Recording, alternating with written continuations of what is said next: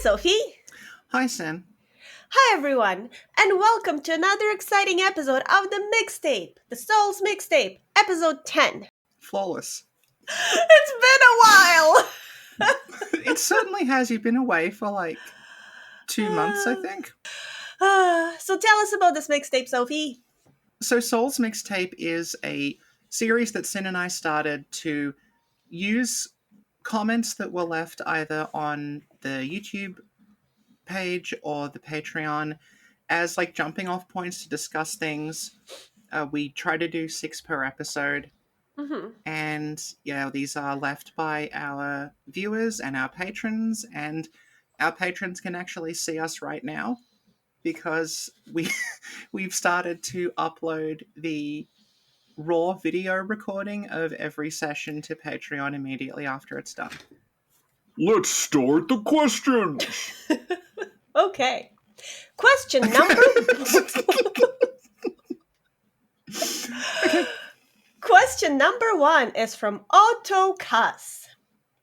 There are more discoveries on beta Dark Souls 3? Tell me more. Did Pontiff make sense then? Alright, so Dark Souls 3, as we've discussed at length many times, had kind of a rocky series of rewrites, many of which revolve around the character of Pontiff Sulyvahn. But yeah, I guess like I'll put up some screenshots of Dark Souls 3 like beta assets over this, just to show people like how much it changed. This is mostly a me question, but Sin, would you like to tell people what you remember about the development of beloved Souls antagonist Pontiff Sulyvahn? I remember that he was our best Eclipse girl. Sure. And he had a sword. No, he had 2 swords. One was swords. fire, one was ice, and he was really cool. Somebody mentioned that Yeah. a few years ago. It was really funny. Yeah, I think he's dead now. Yeah. What else? Pontiff Sulyvahn. Yeah. Guy with the eclipse. Something about Aldrich. Maybe an Aldrich fanboy? Or Aldrich himself? Well, he's an Aldrich fanboy in the game. Ah, okay. All right, Sort they of. kept that in. Well, we discussed this the other night. He's more like Aldrich as his Findom. Am I learning a new word today? I'll tell you later. Okay, Sophie, tell me more about the Pontiff.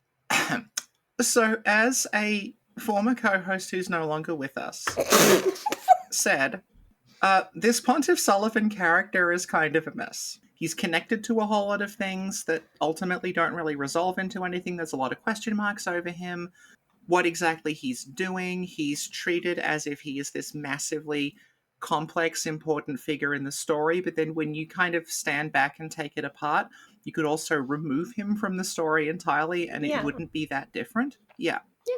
The discussion about discoveries in beta Dark Souls 3, I don't actually know what this is referring to, because it could be something that I've seen and it could be something that I haven't seen. Okay. So the thing about Dark Souls 3 data mining is like, there's Dark Souls 3, the retail game, which has a bunch of unused stuff in it. And then there's the Dark Souls 3 beta, which is like a build of Dark Souls 3 that was never released commercially. But some people have managed to get their hands on bits and pieces of it. So this might actually be referring to like a discussion we had in the last one of these where I talked about a build of Dark Souls 3 where the Pontiff isn't in it, but it had basically the same story without Pontiff Sulyvahn in it. There's like multiple iterations of the character that eventually becomes Pontiff Sulyvahn, and all of them have completely different stories and completely different roles in the world. But fundamentally, it's still the same boss fight and mostly in the same room. So the one that like we've talked about, I think the most, because it's the most significant, is when he's a character called Old King of the Eclipse. So this version, this is like, as far as we can tell, like the earliest version of the Pontiff. And he's not fought in Irithyll, he's fought in... This is the thing about the development being iterative, is like he's in both of these places. He's in the Kiln of the First Flame from Dark Souls 1. Not the version that you fight Soul of Cinderin now, he's in a recreation of the arena that you fight Gwyn in. And like we have screenshots of that, like that does exist. It's not finished, but they got as far as like roughly building it. And like we've talked at length about him, he's possibly was going to be a fusion of Lorien and Lothric in the same way that like they riff on that with Marika and Radigan being one person. Mm-hmm. Or like the way that like the Promise Consort Radahn fight works, where it's like the two people together. Pontiff was, it looks like it's almost like a third phase of Lorien and Lothric, where you'd fight Lorien separately, then you'd fight Lorien and Lothric together. And then, big question mark, way later on in the story, they would have transmogrified into a single being called Old King of the Eclipse. Again, given Miyazaki loves referencing bits of Berserk, and Prince Lothric is very Griffith-like, and there's an eclipse, it's sort of like, even though we don't know it for sure, like that and the name Old King of the Eclipse kind of suggests that like, yeah, Lothric and Lorien were going to undergo like a Griffith-style, like apostle transformation under the eclipse and maybe become this Old King of the Eclipse character. We don't know. That's the version that like we've mostly talked about because it's the most kind of significant like in the world. As in like it ties into like all the stuff about the eclipse and the dark and the swords and everything. Mm-hmm. And if you want to learn more about that, like there's many videos on that on this channel already. But the version that I was bringing up in the last mixtape recording it's a version who is just called, I think he is literally just called the Old King of the Valley. And the interesting thing about him and why I brought him up is like, it's, as far as I can tell, it's the exact same boss fight. Like it's still that guy in that cathedral with those exact weapons.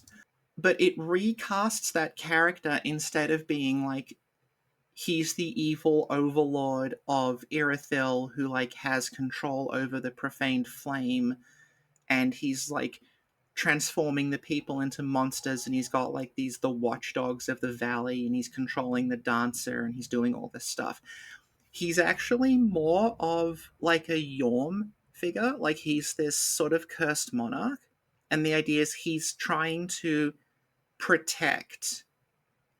I think it's very vague, but the implication is like, this is going off 2 fucking item descriptions, but the implication is like he is trying to protect Anor Londo from trespassers. So he's still fulfilling the role of like the boss that seals away Anor Londo, but instead of I'm sealing away Anor Londo because I have a blob man who's eating the gods, and I'm using that to like cement my power base. He's like, I'm protecting Anor Londo. Like this is my duty. He's stopping you from. It's like Velstad or someone.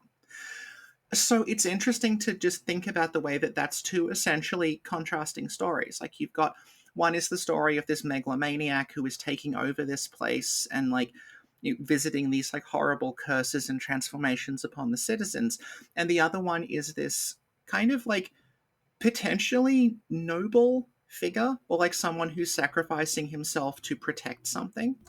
But those 2 stories are being told with the exact same assets in the exact same places. They just tweak a couple of words. And the reason I was talking about Pontiff Sulyvahn in that context is that it shows you that you've got 2 essentially contrasting stories about 2 very, very different people, but they're being told with the same pieces. And there are a lot of people who get completely fixated on the pieces themselves.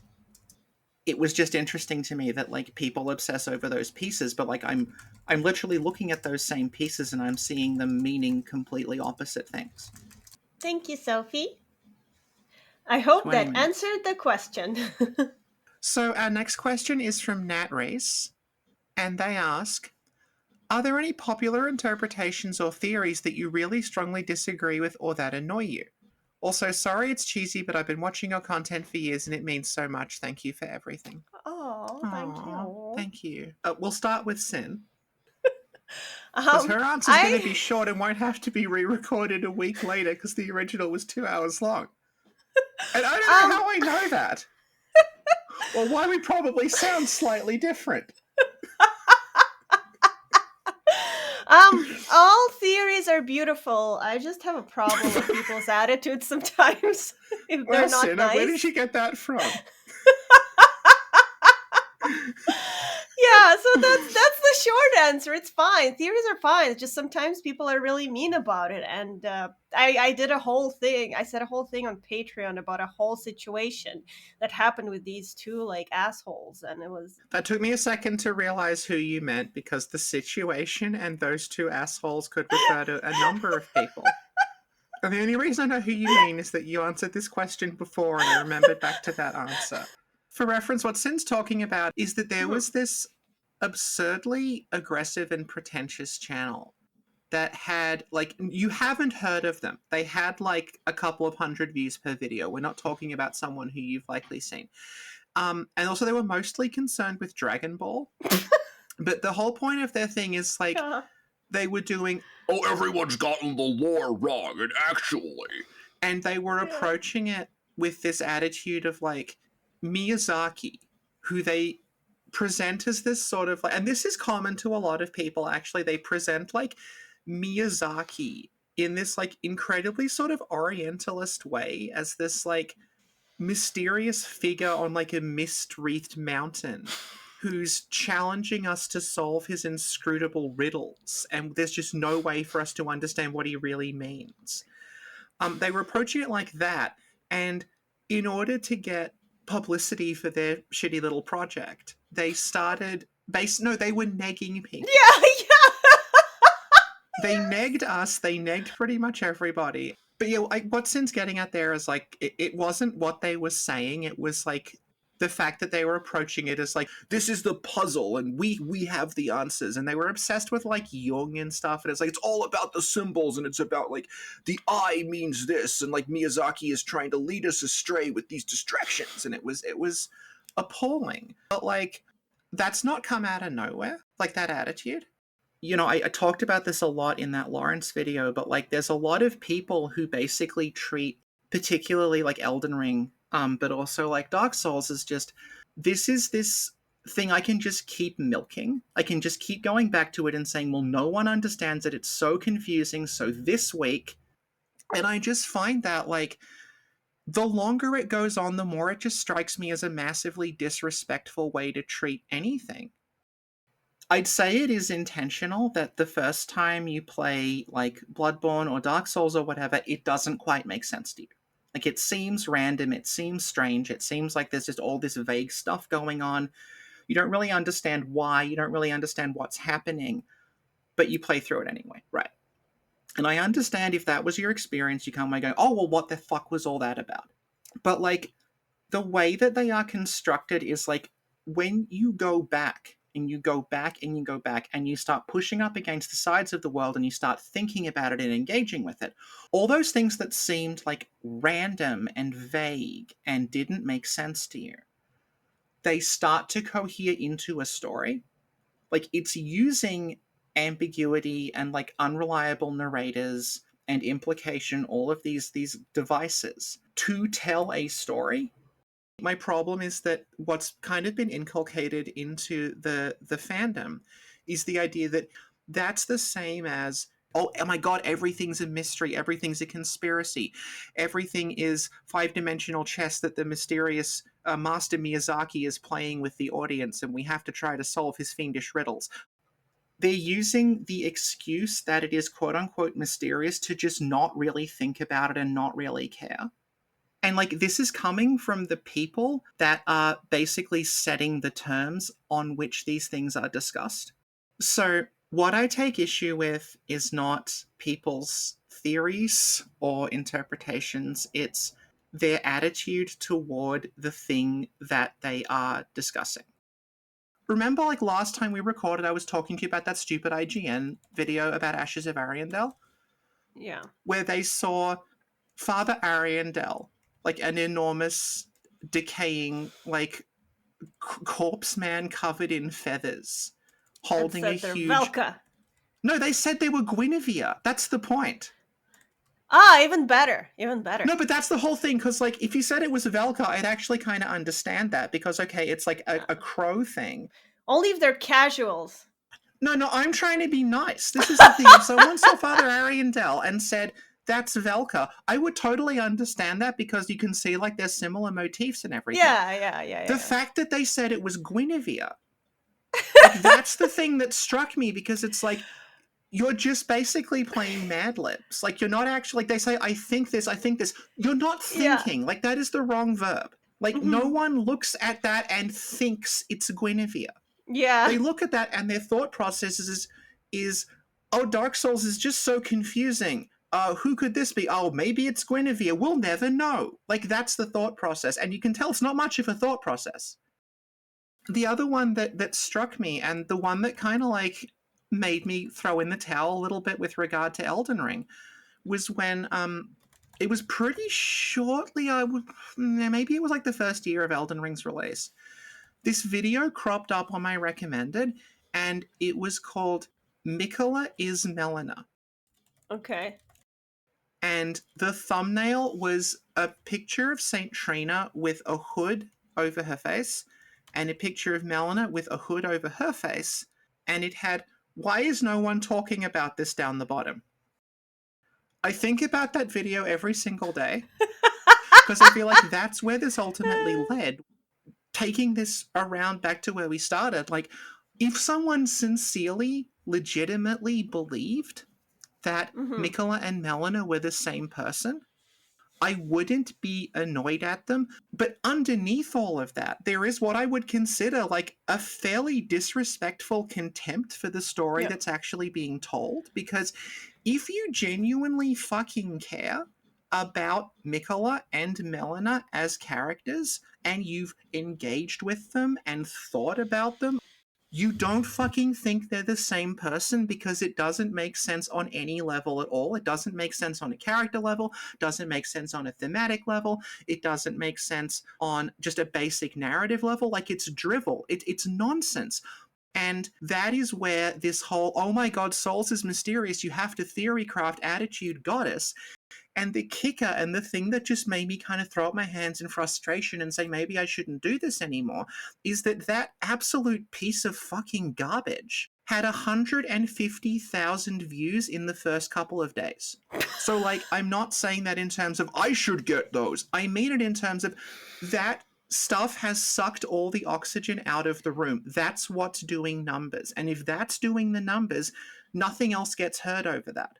The thing is, you're coming at it from this perspective where, oh, well, it's all random, it's all mysterious, it's all a puzzle, so I just say whatever. I just stick whatever names I feel like together in video thumbnails. And it doesn't matter because it's a theory, and like this is not a theory. So like it becomes this feedback loop where just everyone's standing around saying, oh my god, it doesn't make any sense at all. This is how I will explain it, alright? Before I gave up even tangentially engaging with r/Bloodborne, there was a thread there about how great Bloodborne was. And one of the people said, it's incredible. People are going to be talking about this 100 years from now in the same way they talk about Moby Dick.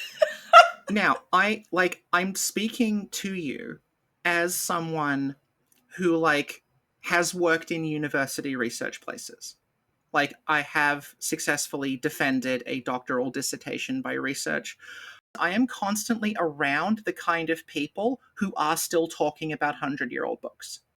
But what they are doing when they are still talking about these things is they are bringing, like, a new perspective to them. They are bringing a new critical lens to them. They are unpacking them. They are talking about, how this relates to the world that made it, how this relates to the world today. They are finding, like, subtext that the authors maybe didn't intend to be there. That's the kind of analysis that people are doing. Like, that's what I would consider to be actual, like, literary and textual analysis. And in the future, like, yeah, there will be people still talking about Bloodborne in the future because I think you can tell now it's been 10 years, right? This is clearly, like, a very important game culturally. It is also, like, an important piece of work in the sense that it is kind of interrogating the tension between, like, gothic horror and cosmic horror It is bringing out of that all this stuff about childbirth that is sort of, it's implicit in a lot of it. It's working through these ideas. It's doing things that you can reasonably argue are kind of unique to it in a lot of ways. Like it makes sense to talk about like Bloodborne as an important text in this kind of like corpus. So people will be talking about it in the future. It is probably going to keep being cited. The thing is, when people today are talking about Moby Dick, they're not saying, is the whale Velka? None of these people are anything like the people in these Souls channels. None of them. They're sort of absurdly pompous, pretentious, like, no one can understand the plot of Dark Souls. It is so confusing. Everyone's gotten it wrong apart from me. Miyazaki hid the story from us in this painting, and it's taken us 17 years to notice. Like, all that other stuff. I want to be very clear. This is going to be the nastiest thing that I think I say publicly.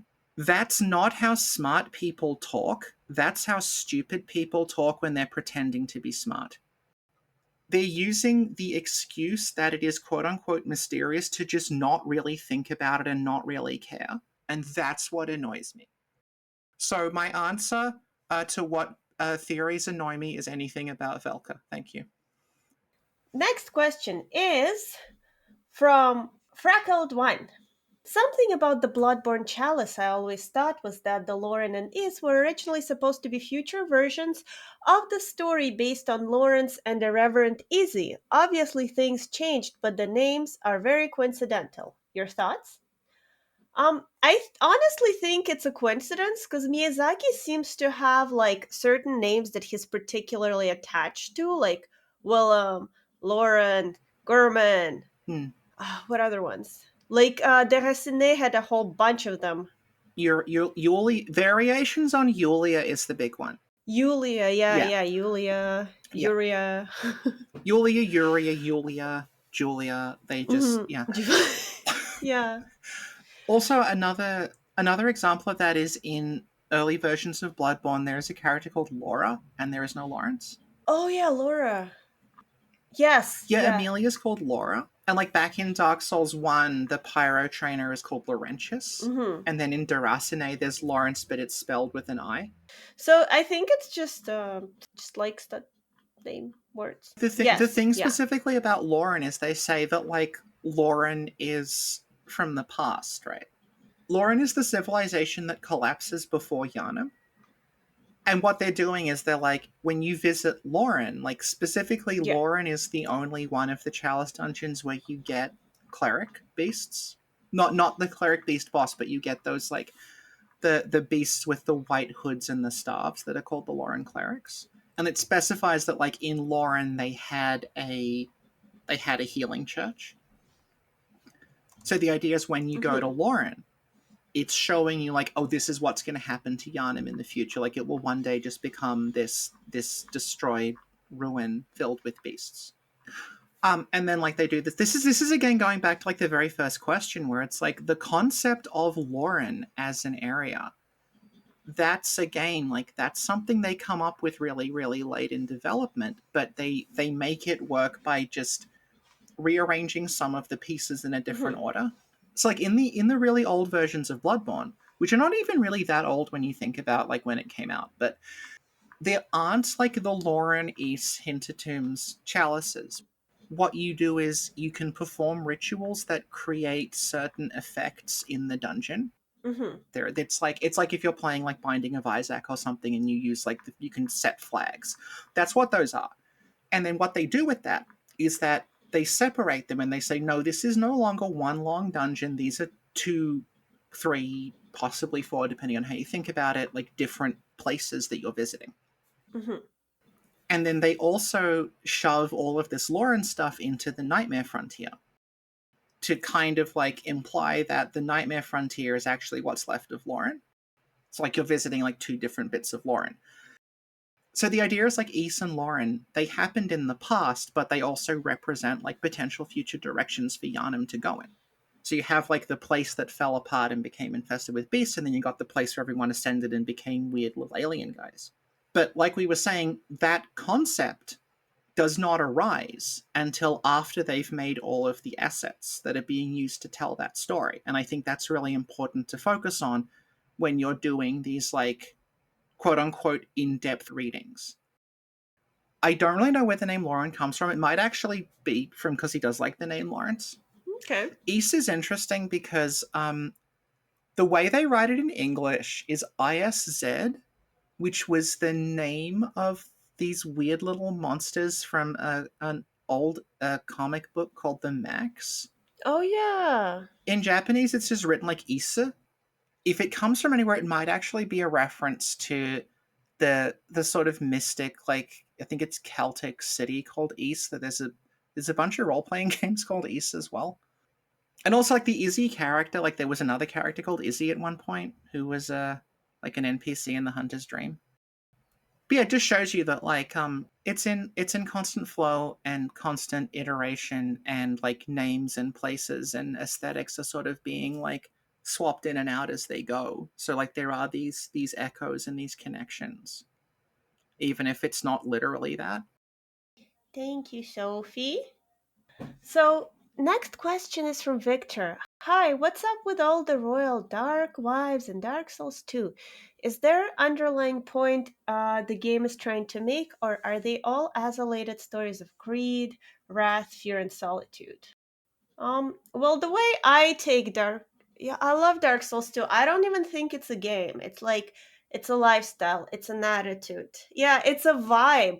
And the way I experience Dark Souls 2 is like it's not about like kingdoms and fucking dragons. It's like about you and your life and your experiences, right? So like um if I'm not mistaken, um you know how we have like various queens? Let me look at my notes. There's 4 of them. Yeah, I mean, there's like there's the 4 main queens, but then we were going over them, and there's also Mytha the Baleful Queen.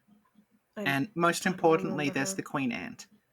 Queen Ant, yes, the Queen Ant. Yeah. But I mean, like, the main ones being like Nashandra, Lana, Nadalia, and Alsana represent, like, I guess, emotions or fears like desire, wrath, solitude, and just like sadness or fear. They're supposed to be like when Manus's soul is broken into pieces, they're like, Mhm. each one of them is a different aspect of his feelings. Yeah, yeah, Yeah. and the way like I experience Dark Souls 2 is that those things basically, like, okay, it's a kingdom and you can have like external threats and a bunch of giants attack you, right? But this, what it shows is like, well, no, the real threat is like from within. You gotta get your Yeah. emotions in check, you gotta get therapy, you gotta do your thing so your soul doesn't destroy you from inside out. So that's what each coin represents. I think Vendrick should have gotten therapy. Yeah, basically. Because at the end of the day, like, yeah, Dark Souls 2 is the best one, and the way I interpret it is just like through vibes.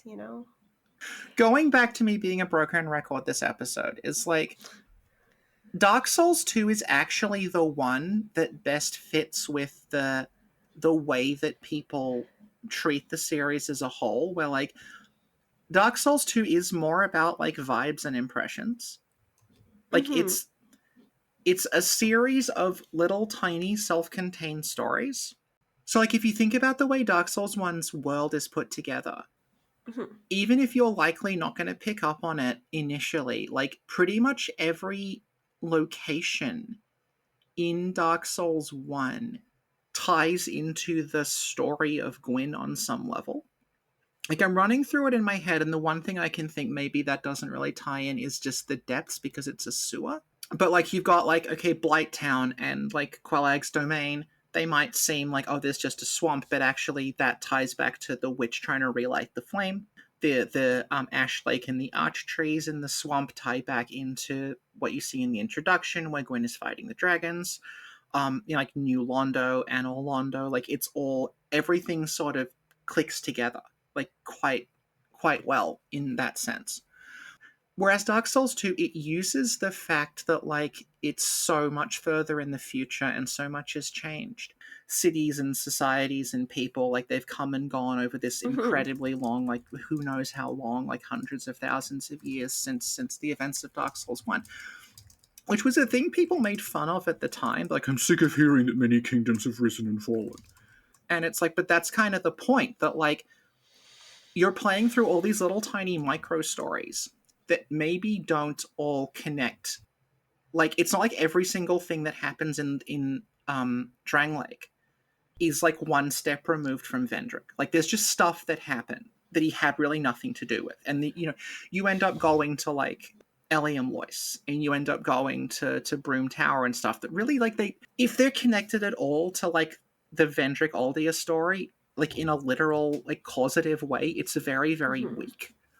But then what ends up happening is, like, this works much better when they introduce Aldia, because Aldia just meets you and he gives you these soliloquies about, like, he's calling out the people that you met along the way and the places you went and going, like, all of the things that happened in this, they are all different ways that people deal with the question of what is, like, the meaning of this world and what are you going to do with it. And it doesn't actually have an answer for you. It just says, look at all of these stories and take from them what you want. So they're all kind of unified thematically. And that's why, again, I've said this before, but it still grates on me. Like, how long's it been? I think 11 years later. That Dark Souls 2 initially has one ending sequence, which is you sitting on the throne, because the whole point is, like, the ending is whatever you want to take away from it, because it's about you.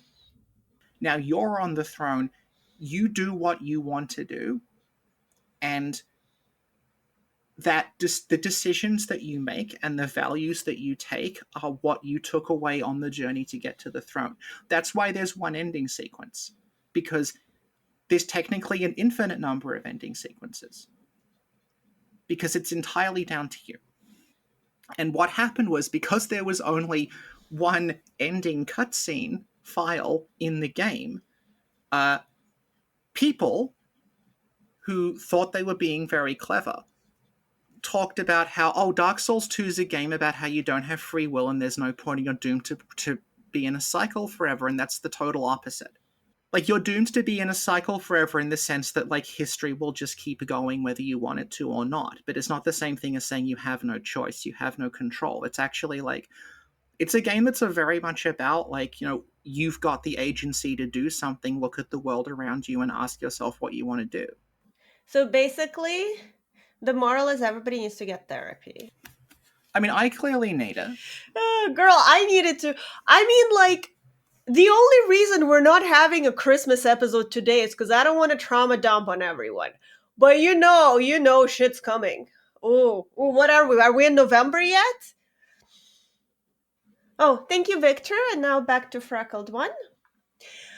Who do you think Flame God Flann was? You think a god of flame in this universe would be a tad more important than only getting one mention? My theory is that it's the Nameless King. The name would be a mix of Gwyn and Fina. Gwyn. Okay, Flann. I will edit this in later. First of all, Flann is a dessert. Thank you, Sin.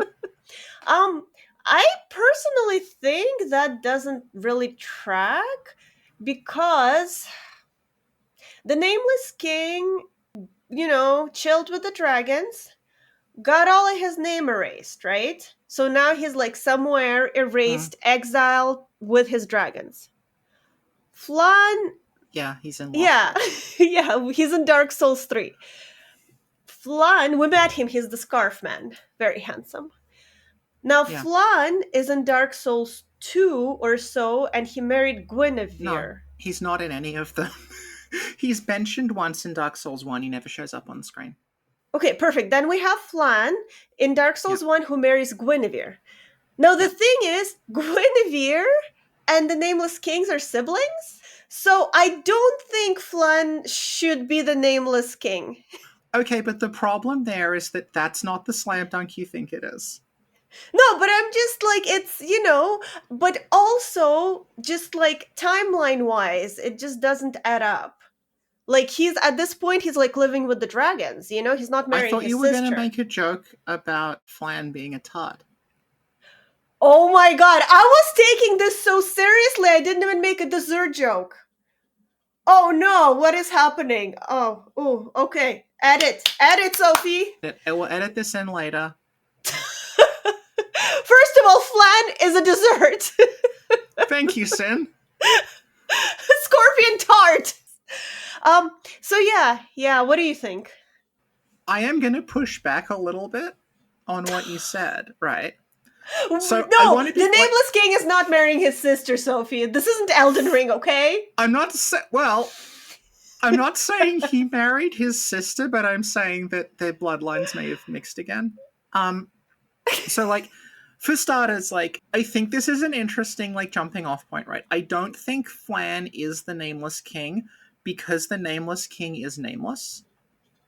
Like, they specifically say that his name was they like Yeah. unpersoned him. The statues of Nameless King, either they are completely removed or they're desecrated. Like, the whole point is he's nameless, so he wouldn't be nameless and also called Flann. But like, you're right, like the fire god should be more important in this world that's obsessed with fire. No, that's true, because it's like we're obsessed with the Yeah. flame and the fire, and there's a. But I never took him as literally the fire guy. It's more like, I don't know, maybe he knows some fire magic, or maybe he's a poser, or maybe he's Well, like. yeah, the interesting Yo. thing about like the gods in Dark Souls is like they keep kind of rotating. So like there's Allfather Lloyd. Like, they make a point of like Allfather Lloyd is like worshipped in Dark Souls 1, and then when Way of White has to move from Tharaland to Karim, he doesn't stay like an important figure. So they basically say that, well, actually, Allfather Lloyd is just this weird fraud. It's like the gods sort of rotated out, but like that is the only reference to Flann, and it is interesting that that's the only flame god, because like Gwyn is god of sunlight. Even though Gwyn is like, he's created the age of fire, he's not a fire god. He's all about like sunlight and lightning. Thunder, lightning, thunder. That's completely off key. That's the only problem with it. No, I don't. It's the song. Na na na na na na na na. Are we going to get copyright claimed if we leave this in? By what? Imagine Dragons? Dragons? Oh no! They have dragons in their name! Oh no, Sophie, you ruined the band for me. I never associated them with actual. Yeah. Is that their name, Imagine Dragons? That's the name, yeah. Why? But it didn't connect. I didn't imagine dragons when I saw the name Imagine Dragons. And now you ruined them for me forever. Just a young boy? Going back to like your claim that Guinevere kind of have at some point married her brother. So Nameless King is very, very, I hate having to say very heavily implied. Mm-hmm. But he is. Nameless King is either the founder of Lothric or like one of the most important figures in the history of Lothric, right? And they talk about how everyone from Lothric has this like divine bloodline. Like, that's kind of why they're important. Like, they're the last surviving members of that bloodline. There's also this fairly weird, and I don't like it that it is in there, implication that the Queen of Lothric might have been Guinevere. Because the divine blessing item Right, that's associated with Guinevere, yeah. it's the same description, but it mentions Queen of Lothric instead of Guinevere, which is kind of like implying that she may have had something to do with Lothric's bloodline, in which case Nameless King's children presumably at some point, like Oseros, did get it on with Guinevere and give birth to a dragon baby. So Flann is probably not the Nameless King. No, because then the Nameless King would be called Flann. Okay, so I think that, like, if you ask who Flame God Flann was, my answer is you show up in Anor Londo, Anor Londo's empty, go into Guinevere's room, time to meet Guinevere. Oh, actually, she was an illusion the whole time. Where is she? She's gone somewhere else. And it's just like, she left. She went somewhere else, she married someone else, so the whole, like, glorious Princess of Sunlight story you've been told is a lie. And they just need a little, like, well, this is what, okay, she left, she shacked up with some guy called Flann. And it makes sense that she would check up with the fire god if the fire is fading and they want to keep the fire going. That's basically all I think it is. Thank you, Sophie. A little enthusiasm. It's a little. It's not that it's late. It's not that it's even late. It's just been a hard few weeks. I'm a little bit distracted. Yeah. It's okay. Yeah. It's okay. It's okay. We're talking about dragons. It's good. So our final question, sounding a little different again, almost like this took a long time to answer last time as well. So this is a combination of 3 questions from Zalaxis, Victor, and Brain Douche, which was like, I'll combine them all into one question, which kind of encompasses all of them, which was, you sound like you don't really have a great deal left to say about the Souls games, / you don't really want to talk about them anymore, which is like partially true. See question 2. But then it's like, there's all these other games that people are doing like long form sort of like explorations of, and they use the example of Knights of the Old Republic 2, which I don't know if you've played that. No. It's a Star Wars BioWare RPG thing.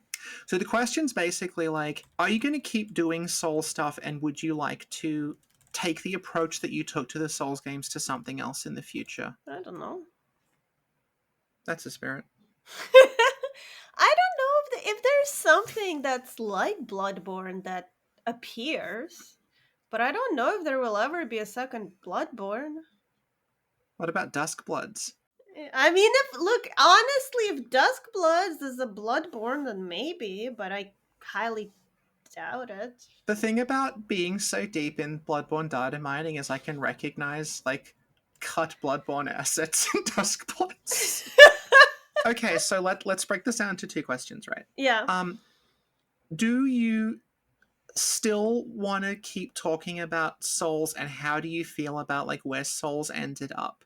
Because you've just then and throughout our relationship, like you've expressed that you really really like Bloodborne. Yes. The other ones you are less into. Yes, it's like Bloodborne is top tier, then Dark Souls 2 is good, then the other Dark Souls are okay, fine, and then Elden Ring is just no. Yeah, because you didn't really play Elden Ring that much. I played it enough, and then my boyfriend made me play it more, and then he literally gave me all his weapons, and I'm level 7,000, and I went to fight the creepy blood guy to get into the DLC, and I think my boyfriend bought me the DLC too, and I was like, oh, it's just it's not my thing. Like, it's never gonna be my thing, you know? Yeah, I think this is an interesting discussion, because like I talked a little bit about this when I was on Duck Feed last year, that even though from the point of view of people who are like standing outside of the quote unquote the community, you could look at it and say, well, they just made the same game like 7 times in a row. Like they all play the same, they all kind of feel the same, they sort of look the same, it's the same ideas.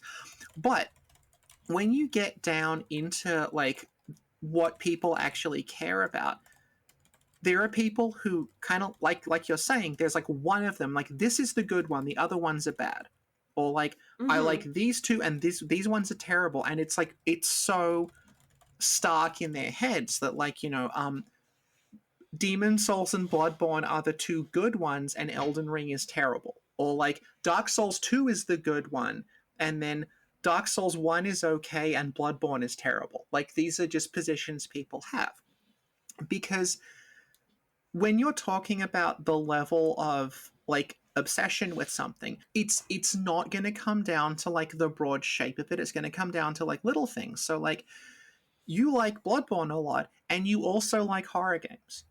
The people that like Bloodborne are maybe more likely to want to hear us talk about Outlast than they are to talk about Elden Ring, because they're into horror games, or Mortuary Assistant. And you know, within the community, you have people who are just in it for the story, you have people who are just in it for PvP, you have people who are just in it for PvE. Like it's attracting all kinds of people into this, like under this umbrella.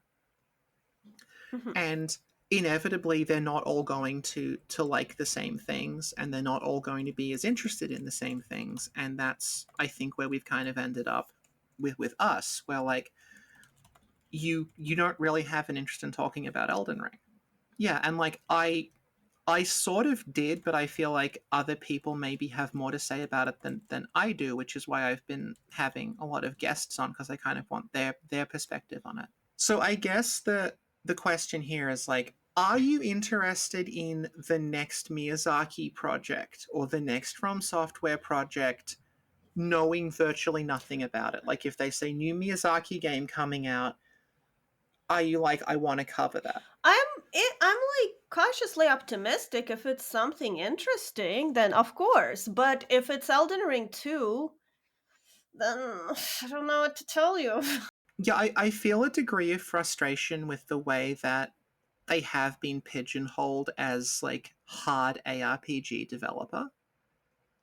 What we know is Miyazaki has said he is doing another action RPG series after Elden Ring, and he called it Abstract Fantasy, and that's kind of all we know.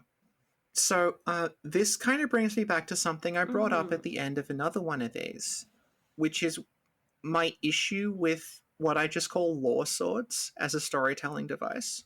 So my problem with the lore sword Yeah. storytelling style is not the stories that have been told with it up until now. It's that it kind of pigeonholes you into the kind of story you can tell and the kind of world that it's taking place in. Because like we can laugh about how like, oh, it's going to be another game about undead warriors crossing the fog to a mysterious land that's been ravaged by a great cataclysm. But when you sort of break it down, like if you want to tell a story in that really minimalistic way, where it's like fragments of information that you gradually piece together that are delivered through like items that you find or like a single line of dialogue from an NPC who might only have 2 or 3 lines of dialogue in the game or whatever. If that's how you're telling the story, you gravitate toward like empty, decaying places where there's no people. You can't have that story set in a kind of like lively world because there'd just be people there who would tell you those things. Or at least in like the case of Bloodborne, it needs to be everyone's mad and the whole thing's about to tip over into everything being destroyed. Mhm. And what that leads me to is I think about the games that they made that are not using that storytelling style, and they do actually tell completely different stories. They tell completely different kinds of story. So like Derasine, like that is a non-linear horror story. It has a ton of interactive characters and you are hopping back and forth between different timelines interacting with them. Sekiro is a story about the main character and about his relationships, and that doesn't work if you have like a soul style create your own protagonist character. Like that story only works if it's about Wolf. You have like Armored Core 6, which is about sticking you in the middle of this catastrophe and making you pick sides as it's unfolding. So basically, like, my concern going forward is if this is another game about like a war-torn land where you piece the story together from fragments of information and everyone is trying to kill you, I'm gonna be a little deflated because I think we'll just be back to this again. This kind of leads me into thinking about like the idea of souls like as a genre. Mhm. So like Sin, how do you feel about, have you played many like quote unquote souls likes? Mm, I feel like I played a few. I can't. I played a few. I just can't remember what they are. They were so memorable. You're defeating my point. What do you mean? Because what I was gonna say is like there's a lot of people now who are taking that from formula and they're making their own like quote unquote souls likes, but those people are, even if they're not necessarily pulling it off without a hitch, like some of them are kind of janky and don't work or they're whatever, but Mhm. um the those games, like they've tended to bring something new to the table that I don't think From Software would have brought. So like the Surge, which I played a lot when it came out, like I know it's not considered a great classic or anything like that, but that does a bunch of stuff with the Souls formula that From I don't think they would ever have done. Like the way it incorporates like kind of Fallout style limb targeting, Mhm. the way that it is incredibly compact, the themes it's engaging with, this interest in body modifications, this interest in like the commodification of workers, the kind of obsession with like industry and like how we engage with inhuman systems and stuff like that, that like the Souls games didn't really do. And like our friend Night of the Orchards, he made a video on Ashen.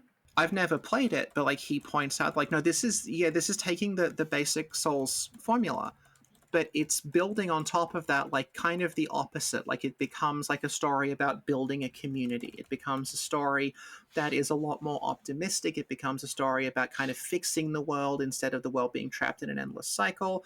And then, I've not played Immortal Unchained, but my fiance has, and like she didn't like it very much. But that at least that had like cyborg snipers and stuff in it. It wasn't just like a let's do Souls again. Or like Neo, which like Neo kind of predates, I think its development predates the Souls games. It was in development hell for a while, but it borrows a lot from Souls, but then it also incorporates all these other, like, has a really complicated combat system. It incorporates like rhythm mechanics and all this other stuff. And I just feel like people are taking that and doing other stuff with it, and I don't know what From are going to do with it, because I feel like they have said everything they wanted to say and do everything they wanted to do with that genre. Do you have anything to add? Sophie said this was gonna take 15 to 20 minutes. Yeah. I guess the question is like, do you see us covering anything in that degree of depth again?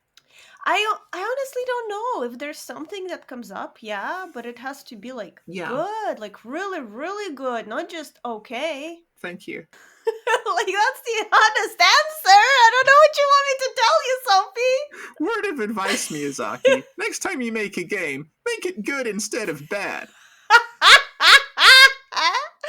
Yeah, but I feel like that, like, yeah, I don't know ever. Like, I feel like Bloodborne was the last good game, Ever? No good games made for a decade. I mean, Expedition 33 was okay, but it wasn't good like Bloodborne, It's still a little too much magic for me. It did make me cry a lot, so that's good. Okay. It was emotional. Were there any dragons in it? No. Oh. Oh yeah, I gotta, maybe I blocked them out, but I don't think so. It was actually a game that had magic, but it wasn't just like stupid bullshit magic, like those fucking anime games that my boyfriend plays, which I like can't fucking stand. What is your definition of bullshit magic? It's just bullshit magic. It's like ooh and like nothing, and that's it.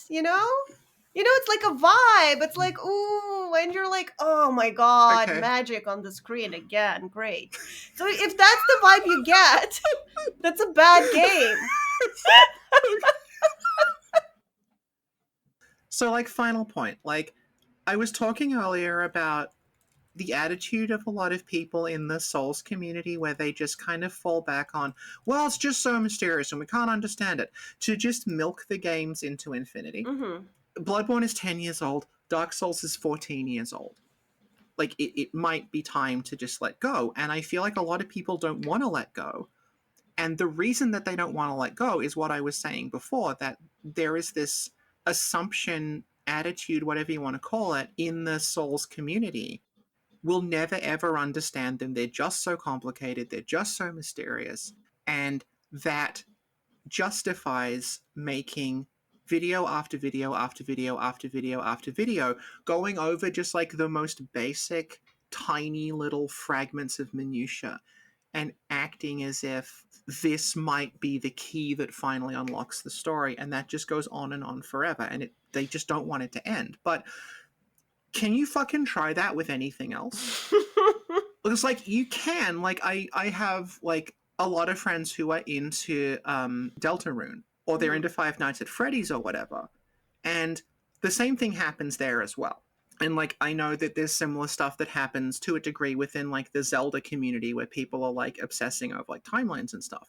But can you imagine if you barged into Star Wars fandom and said, actually, everyone has gotten the lore wrong. Luke's father is Jabba the Hutt.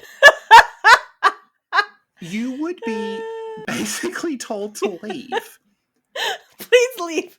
Yeah, and everyone would just make fun of you for not being able to follow this frankly fairly basic story and just like randomly Yeah. shoving shit together because you don't understand what happened. But if you did that in the soul space, like people go, oh, it's a fascinating theory. Yeah, what do you think of this? Wow, this is like a bold new interpretation. And I think that there's a lot of people who just never ever want to fucking leave the soul space because they've got a ready-made, basically slop machine that lets them do that forever.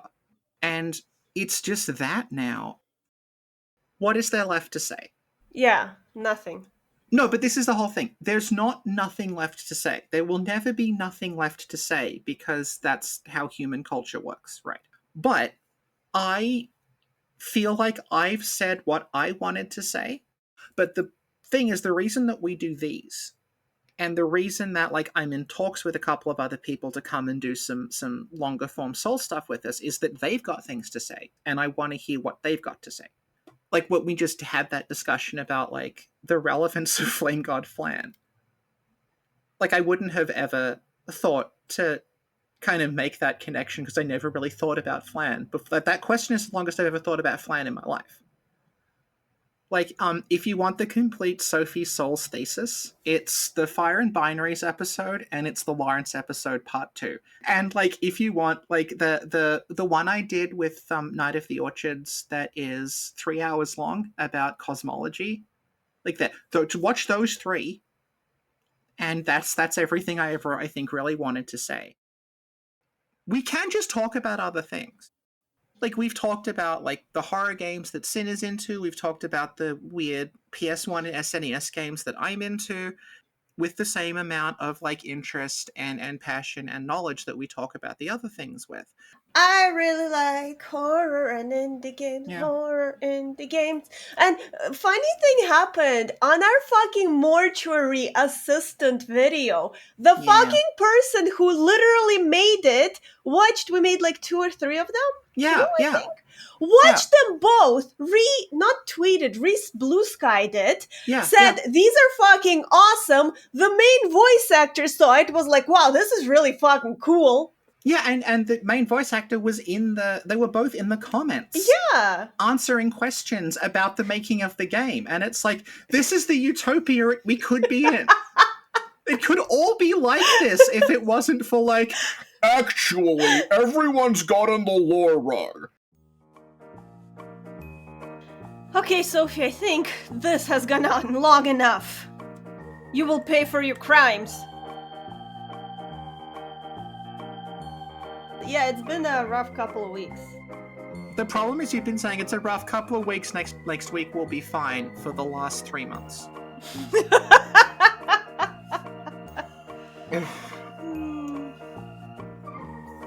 Alright, Sophie, do the outro.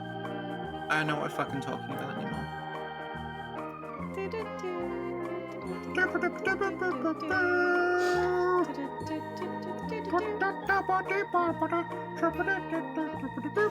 Alright, well, thank you, Sophie.